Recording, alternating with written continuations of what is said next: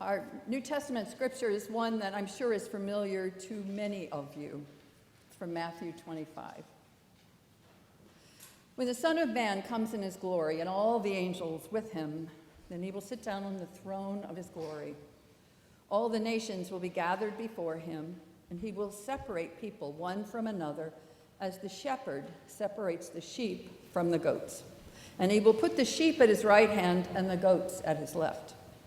And then the king will say to those at his right hand, "Come, you are blessed by my Father. Inherit the kingdom prepared for you from the foundation of the world.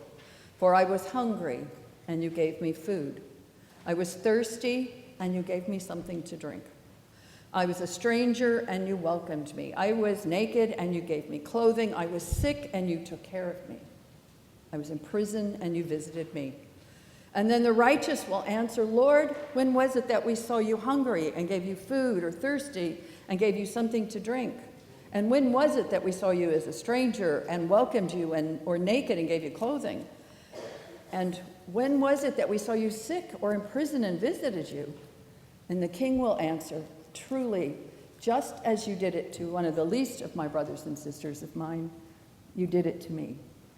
And then he will say to those on his left, "You are the accused. You depart from me and into the eternal fires prepared for the devil and his angels. For I was hungry, and you did not give me food. I was thirsty, and you gave me nothing to drink. I was a stranger, you did not welcome me, naked, and you did not give me clothing, sick and in prison, and you did not visit me." And they will say, "Lord, when was it that we saw you hungry or thirsty or a stranger or naked or sick or in prison and did not take care of you?" And he will answer them, "Truly I tell you, just as you did not do this to the least of these, you did not do it to me. And these will go away into the eternal punishment, but the righteous into eternal life." This is the word of the Lord. Thanks be to God. Today's message is going to be like in two parts. Let's look at the text first. And then I'm going to tell you about the years the locust fed and repaid me. My personal story, anyway. But first, I want to invite you, everybody take a deep breath and release it. And in the words of the Reverend Dr. Michelle Bogue-Truss from Asbury United Methodist Church, let us prepare to hear the words from the preacher or in spite of her. The passage from Joel became important to me when I was a 30-something-year-old single mom, raising two kids in Indianapolis. I am sure the text was used to encourage tithing, but the words, "I will repay you for the years the locusts have eaten," leapt off the page and have been in my heart and mind ever since. We don't know a lot about Joel, but we do know from history that Israel was in a famine. And the people and the animals were hungry. The earth is being eaten alive by these locusts, and despair isn't even a good word to describe what they're going through. Joel tells them, though, rest assured, God will bring back food. Rest assured, God will reseed the ground. And rest assured, you will one day be fed. Or in today's languages, SNAP payments will start tomorrow, and government workers will receive back pay. Rejoice, Joel says, and I will repay you for the years the locusts have eaten. Now, I know that many of you know, you've heard that Matthew passage so many times, you dreaded it when I started reading it. You wanted something different. And I'm going to admit that as much as I have loved this passage over my lifetime, I also struggle with it. It begins with the 10 bridesmaids and moves on to the parable of the talents, and then we move into the judgment of the nations. It's what the headline in my Bible says. It's the parable of the sheep and the goats. The sheep and the goats. It appears as we read this that Jesus is saying you are one or the other. You're either somebody who feeds people or you don't. You're one who visits sick and the imprisoned or you don't. There's no middle ground in this passage, is there? There's nothing that says anything other than it's one way or the other. It's judgmental, it's cut and dried. And I have to say, that's not the Jesus I love. That's not the Jesus I followed, this cut and dried thing. Because you see, sometimes I'm a sheep and sometimes I'm a goat. Sometimes I fed the hungry and sometimes I guess I haven't. I mean, I'd like to think that I have fed the hungry or given clothes or visited the sick and the imprisoned more than I haven't, but you know, my mind isn't what it used to be, so who knows? Anyway, while it appears the scripture is being used to separate us, I had the thought that maybe that's not what it's doing. Maybe it's pushing us to be honest with ourselves and being honest with who we are as individuals, as believers, as followers of Jesus. Part 2. 1981, my children were 6 and 8, and I moved them from our small town of 5,000 in southern Indiana after my divorce. We moved to Indianapolis. And I was pretty afraid of being alone, so I remarried too quickly, and that ended badly. But thankfully, in the midst, we had been looking for a church, and in those days, I didn't really know the difference in one Baptist and another. So went to some Baptist churches that found out I was divorced and wanted to pray me back into my marriage, which was not a good idea. And so when we drove by Emerson Avenue Baptist Church on the east side of Indianapolis, and it said American Baptist Church. And I said, you know, I think that's what we are in Scottsburg, Indiana. So there they are. It's a congregation full of sheep and a few goats. And we ended up there in large part because that first Sunday when we walked in, Dorothy King, who had been, her husband had been pastor many, many years before, she walked up and she said, "Will you sit with me?" Now, we're 3 bewildered-looking people at this point. The kids don't want to they don't want to leave me and go to Sunday school or the nursery or anything like that. But Dorothy King changed our lives. I mean, this woman walks up and just says, we're standing there in this middle of the aisle going, whose seat are we going to take now? And she said, will you sit with me? And she cared for us, and she introduced us to other people, and she made us welcome.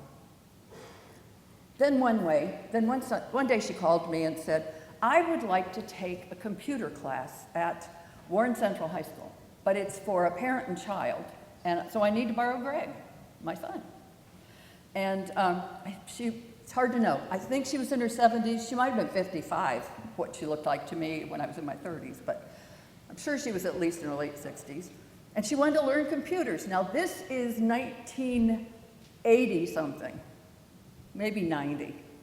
And so I didn't have a computer in those days, and Greg was building something at home. But so once a week, I took Greg to her house, and she took Greg to this class so they could learn about computers. I think he might have been 12 or so.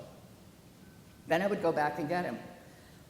It took me years to figure out that Dorothy King probably had no earthly desire to learn about computers. But Greg did. So she signed up for this class so Greg could learn about computers.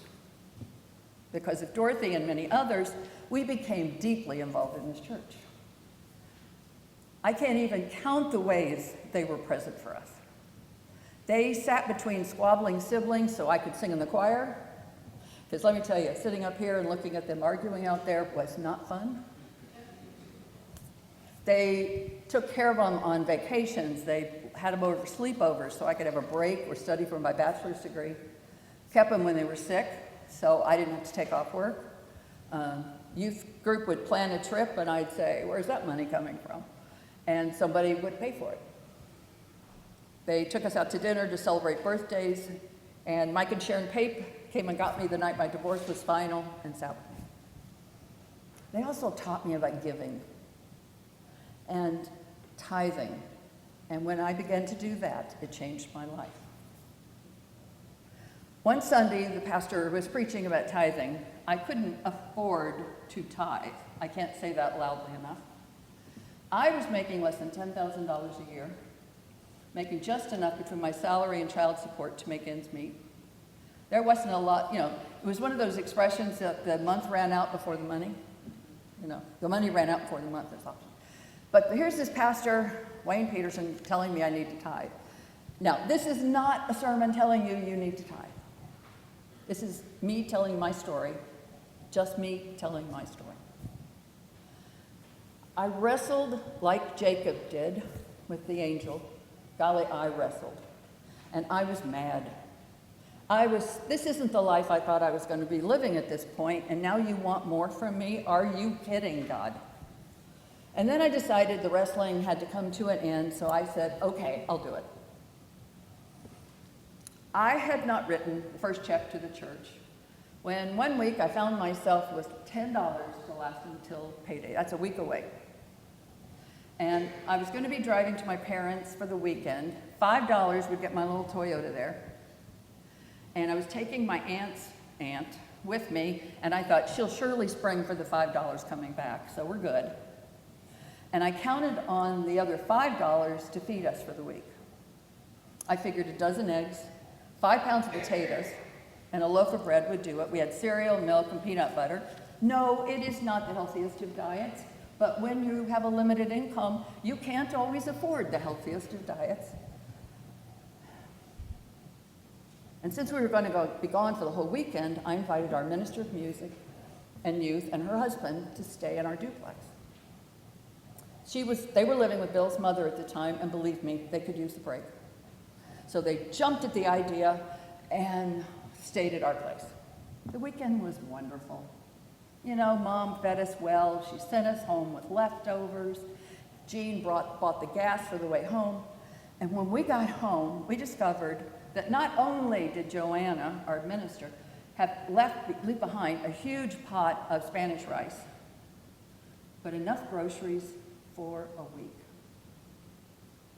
A week's worth of groceries were left at our house. I will repay you for the years the locusts have eaten. When I told my mother this story later, she burst into tears and says, "Why didn't you tell me so I could help?" I couldn't. I just couldn't ask for more help. And then there was the saga of the car, and I know you all can relate to this story. The car from hell. Children are gone, right? What started out to be this sweet little car turned into the car that nearly broke the bank. Now, I bet a lot of you have been where you get to the point where you've put so much into the car, what you've put in is worth more than what the car is worth. And you don't have the money to fix it, and pushing it off a cliff for the insurance is illegal, so what are you going to do? So mine needed a new transmission this time, and this is back in the 80s, so it's $600 to do this. Do I have $600? No. This car just would not totally break down, so it just kept getting fixed. So, however, the sheep and probably a few goats rallied around me at church and repaid me for those years the locusts had eaten, and actually were continuing to eat.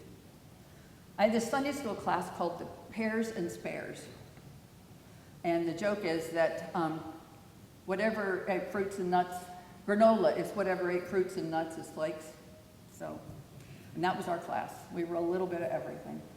And they would pray for me, and they would slip money into my hand, and people at church would walk up and hug me and put a 5 or a 20 in my pocket. And I knew the 5 cost more sometimes than the 20. Then one evening, the pastor's wife came by, and she said, "I told the morning Bible study class about you, and they all know you, and they all love you, and the kids, and they took up an offering, because we Baptists do that, don't we?" And she goes, "Let's count and see what we've got." She counted out $200 from the Wednesday morning Bible study at Emerson Avenue Baptist Church. And when all was said and done, the sheep and definitely a few goats gave me over $500 to fix that transmission. And I did go to my parents, and they gave me the rest. The Joel passage uses the words, "I will repay you." But I don't read that as God alone will repay us. I read that as God will use the sheep and the goats to be present in God's world. As I said, I could not list the ways this congregation took care of us in those lean years. But I will say, seldom did those repayments fall into my lap from heaven exactly. They didn't just fall out and money appeared in my bank account. They always came from a sheep or a goat, and they came from somebody who was willing to be God's hands in my world. Now, let me just say, I also do not believe you have to tithe to be repaid from those dreaded locusts. I do believe, though, that giving brings gifts. Tithing isn't a magic formula for getting what you want. It just isn't. I was truly blessed to find this congregation. I was truly blessed to be part of a congregation who didn't even know I was tithing. Nobody did, except the pastor, and it was only because I told him. But belonging to that church changed my life. Getting involved in that church, being part of the ministries of that church, brought us healing and joy. And being part of that church taught me how to give in the ways of God. And that is the church that encouraged me to go into ministry. So you see, I'm not saying God never acts alone, but in my experience, God uses us to be God's presence in the world. God uses us to feed the hungry, visit the sick and the imprisoned, welcome the stranger, and clothe the naked. And I don't know, what we're going through right now, food pantries need us more than ever. People need us more than ever. And I will go so far as to say, God needs us. God needs us to be present in this world. Or in the words of the late Tony Campolo, American Baptist minister, professor, sociologist, and follower of Jesus, Jesus never says, come to the poor, come and find the church. But he says to those of us in the church, go into the world and find the poor, the hungry, the homeless, and the imprisoned. Let me close with a story from our friend Ann Cansfield. Ann grew up here. Her father was librarian at Colgate Rochester U of R. Anyway, some of you know Ann. But she is now the fire department, New York City's chief of counseling services for the fire department and pastor of a church. I work in an office, she says, above a firehouse in Soho. Every morning at 8:30 a.m., they bring out their large saws, light them up, and test them to make sure they're working properly. So I often arrive to the buzzing sounds of this daily check. I don't think they use the saws all that often, but when they do need them, they need them to work properly. So every time I hear them buzzing, I'm thankful that someone is preparing on the off chance they're needed to perform a really important thing.